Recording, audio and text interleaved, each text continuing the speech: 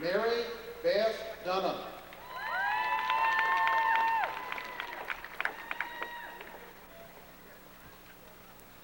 Martha Edwards Vine, cum laude.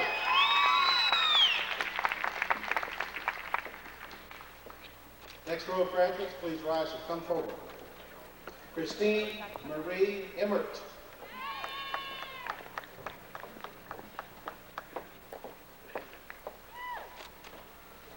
Carol Estes, cum laude.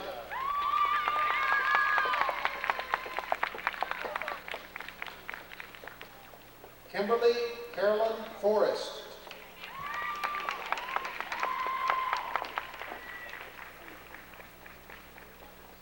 Mary Elizabeth Fowler.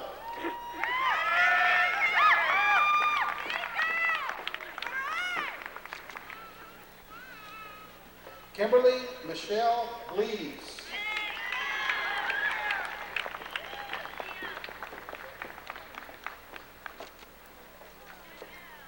Nicole Ann Green, cum laude.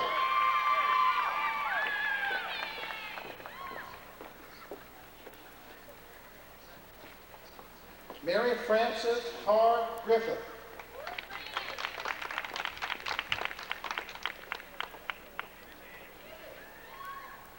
William Marshall Griffith.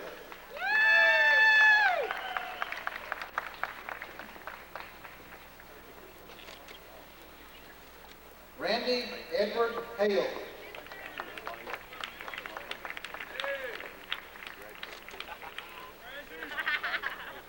Cheryl Denise Hales.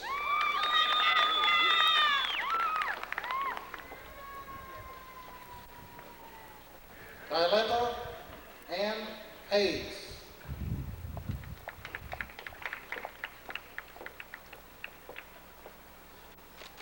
Mary Leland Henry.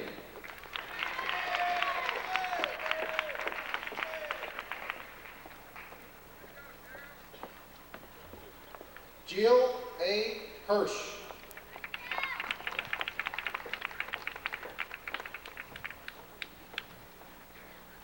Jara Elizabeth Herder.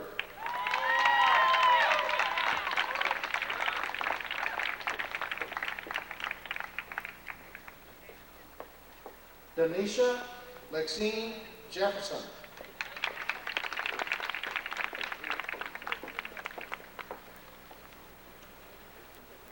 Jennifer Johnson.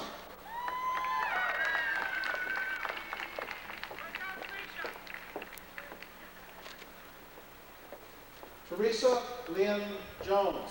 Love you, Teresa.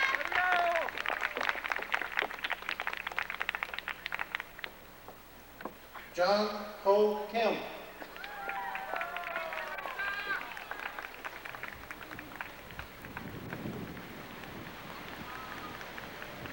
Lane Longworth.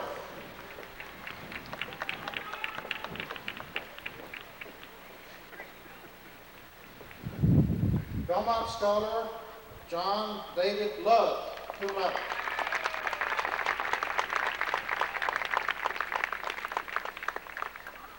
Next row of graduates, please rise and come forward.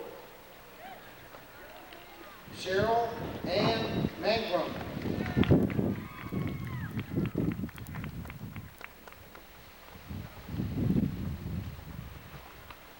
Sean Ian Meek.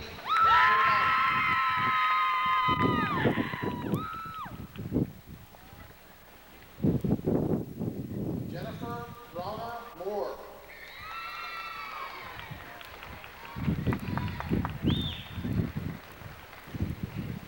Laura Lee Moore.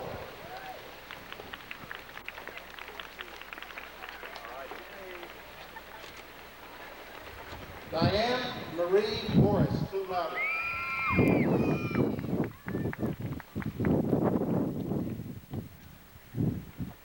Constance Muse.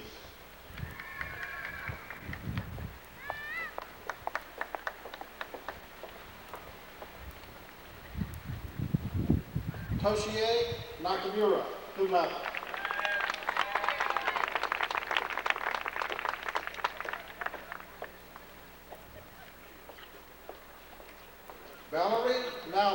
cum laude.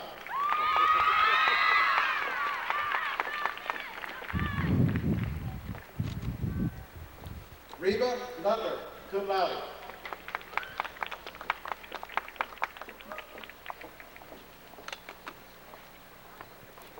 Carlton Brooks Odom.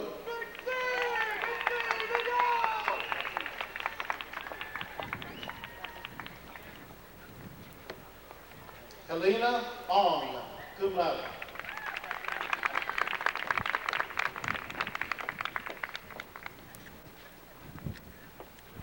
Elise Ruth Padgett.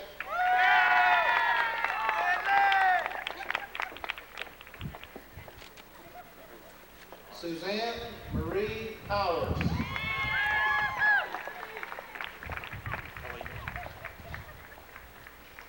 Martha Gail Pratt.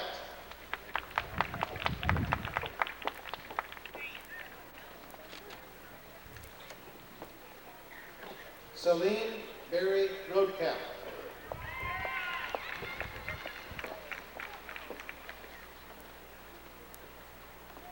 Lorena Q. Skolton, cum laude.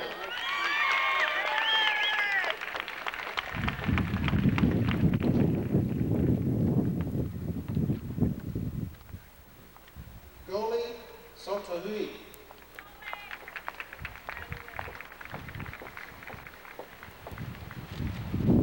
Michelle Denise Stratton.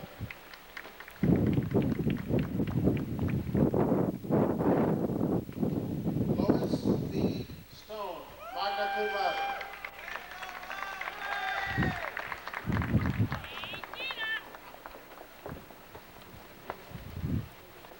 Deanna Jane Tinker.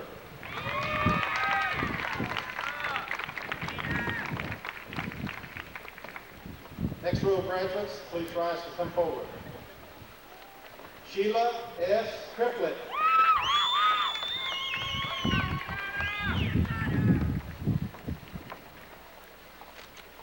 Lottie Ann Walker, cum laude.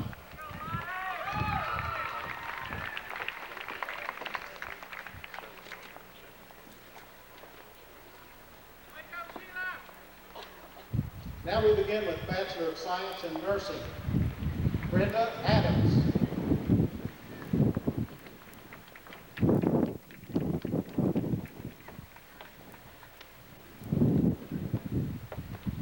Eunice Oedoyin Augustus, cum laude.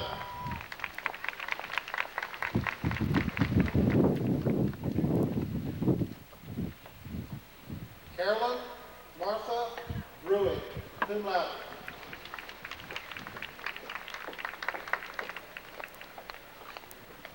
Peggy Ann Coomer.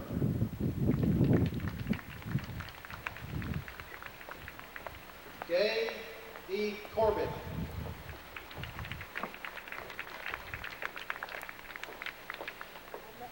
Ricky D. Davis, cum laude.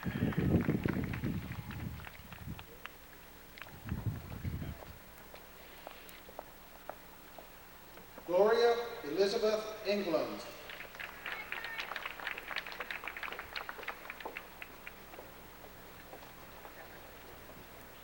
Susan Camille Evans, cum laude.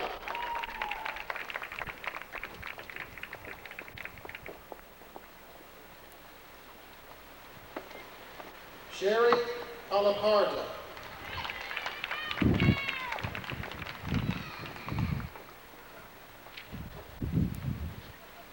Juanita Lucille Jett, cum laude.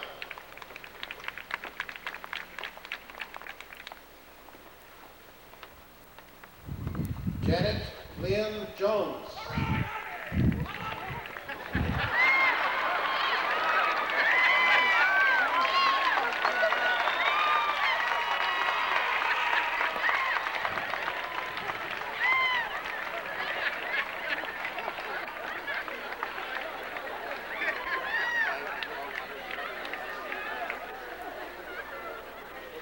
Mary Jo Lindsay.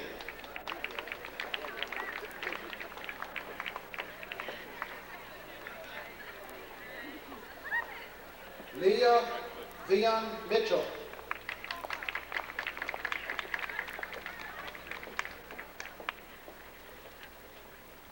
Donna Claire Nelson.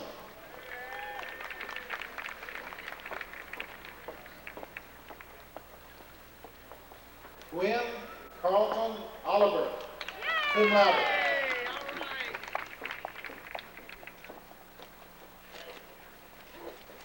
Anita Holton.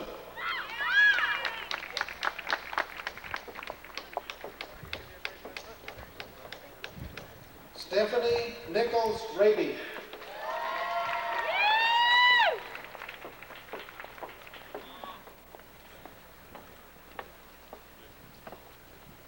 Yolanda Marie Ricky, cum laude.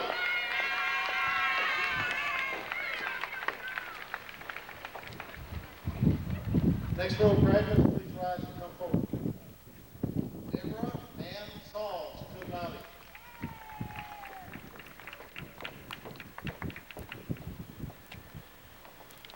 Barbara H. Smith.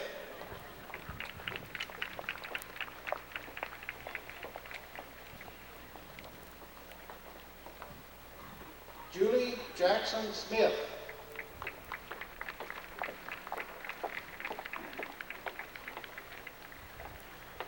Lisa Renee Vaughn.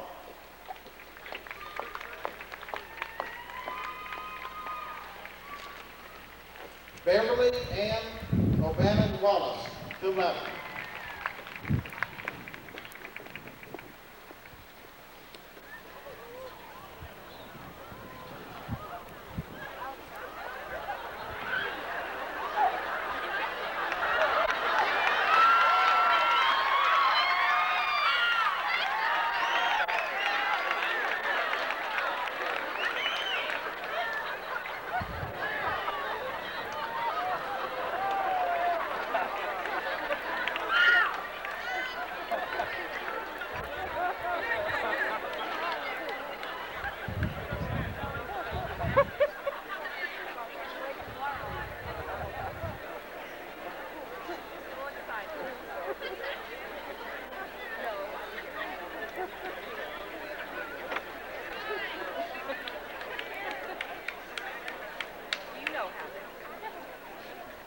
Lisa Diane Fallen, cum laude.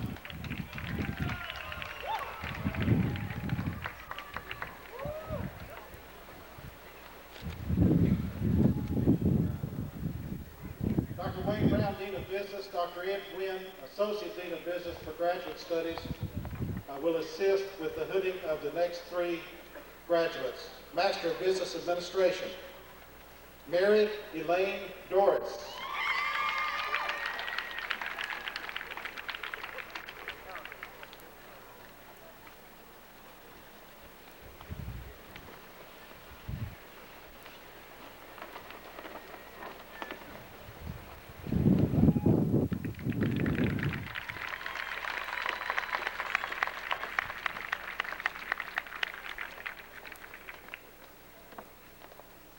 Amanda Eklund Gaw.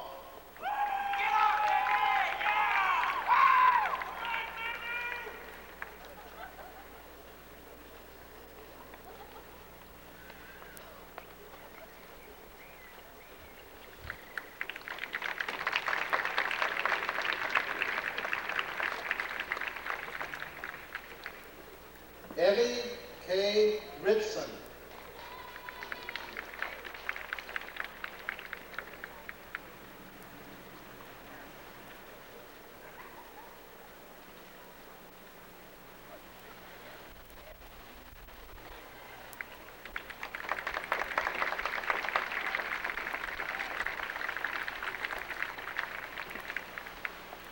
The next six candidates will be assisted in their hooding by their major professor, Master of Education, Lanita Desjardins.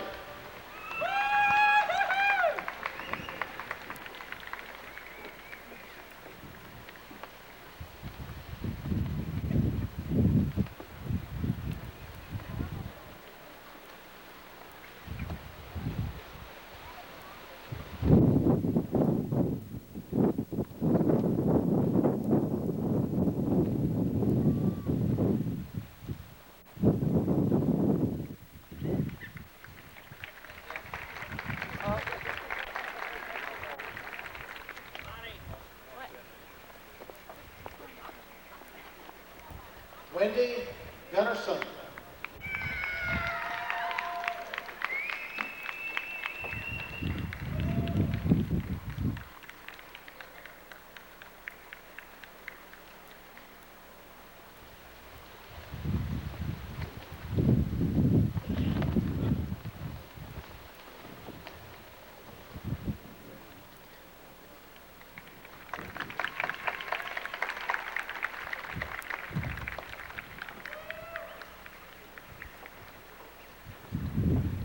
Carolyn Hale.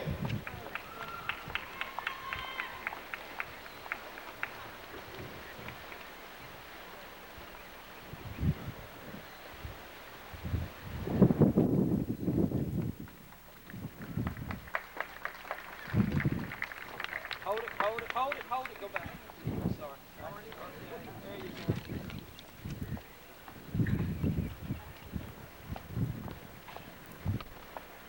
you go. Leanne B. Turner.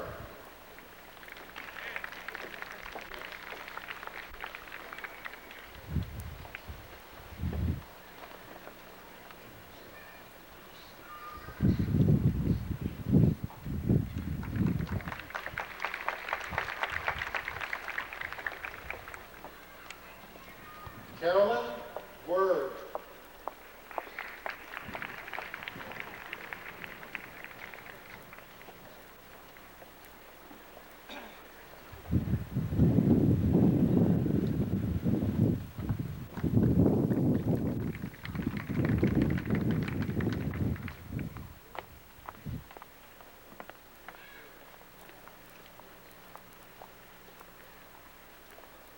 Master of Music Education, Roberta Rogers.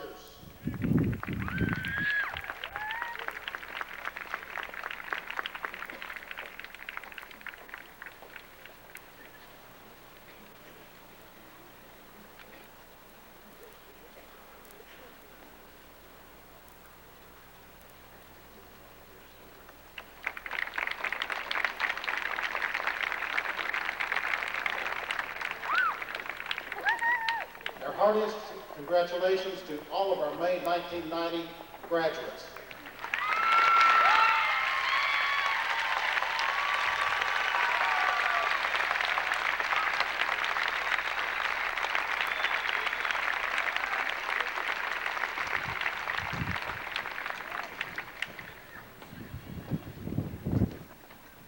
It's my privilege at this time to introduce to you our speaker today, Senator Al Gore. Albert Gore was elected to the United States Senate in 1984 after having served 8 years in the U.S. House of Representatives. He ran for president in 1988 and finished in third place in the Democratic nomination, winning 7 states and receiving over 3 million votes. He's considered a leading expert in Congress on nuclear arms control. Senator Gore is chairman of the Senate Science, Space, and Technology Committee, chairman of the Environmental and Energy Study Conference, and a member of the Biomedical Ethics Board. Senator Gore has been one of the most effective leaders in oversight in the Congress over the past decade. He's led a number of investigations, including investigations into the lack of quality control in the U.S. space program, cases of government waste, and criminal abuses in the hazardous waste dumping industry, and inadequate nutrition and labeling of food products. Senator Gore is the son of former U.S. Senator Albert Gore Sr. and his wife, Pauline. He's raised in Carthage, Tennessee, and Washington, D.C., and received a degree in government from Harvard University. He's married to the former Tipper Atchison. They have 4 children. Senator Gore, we appreciate all you do for Tennessee and the leadership you're providing our nation in the U.S. Senate. It's an honor to have you speak today to the Belmont College 1990 graduating class.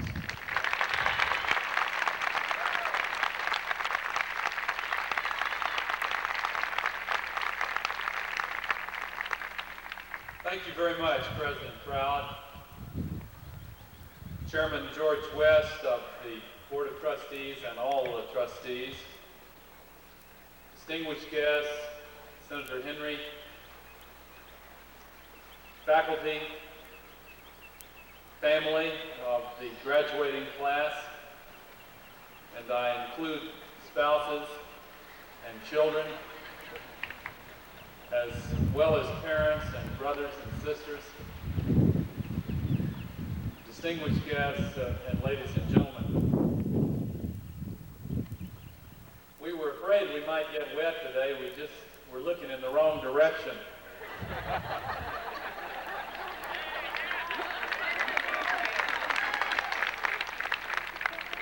Somehow this tentative weather and high winds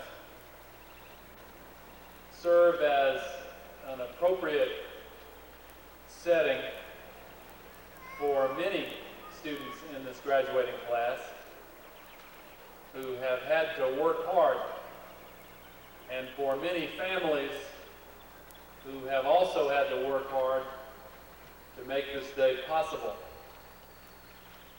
I dare say this is an event you will remember all of your lives, and I speak especially to the graduates today.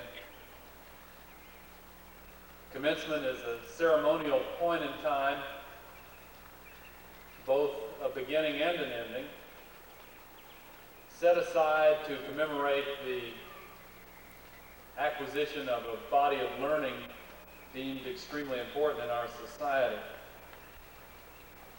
It's also an occasion for celebration, for great joy and happiness. And this institution has always brought to its commencements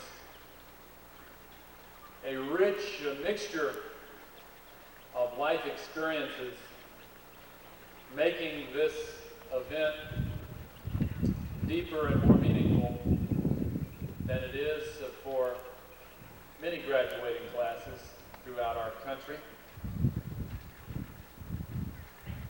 The special discipline and dedication, commitment and striving that goes into acquiring a degree later in life, the special quality of joy which comes to families with a graduate who represents the first in that family to complete a college education, the special meaning for families who know how much hard work has gone into this day, all of these things make it memorable. I can tell you that I reflected carefully upon my own commencement 21 years ago, and I remember it extremely well. I remember the parties afterwards. I remember my friends. I remember all kinds of things. There's one thing I do not remember.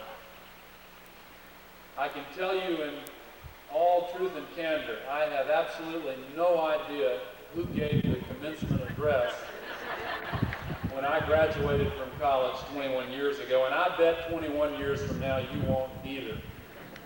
But you'll remember this day. If I may say on a personal note, as a Baptist, I take particular pride in coming to this institution affiliated with Baptists, although it is dedicated to students regardless of creed or race or any other artificial category. Nevertheless, I feel a special pride in the commitment to excellence which has been built here and which is spreading the reputation of this outstanding institution far and wide. Let me make my commencement address appropriately brief due to these circumstances, but I want to say a few brief words about what's going on in our world today. Karl Marx,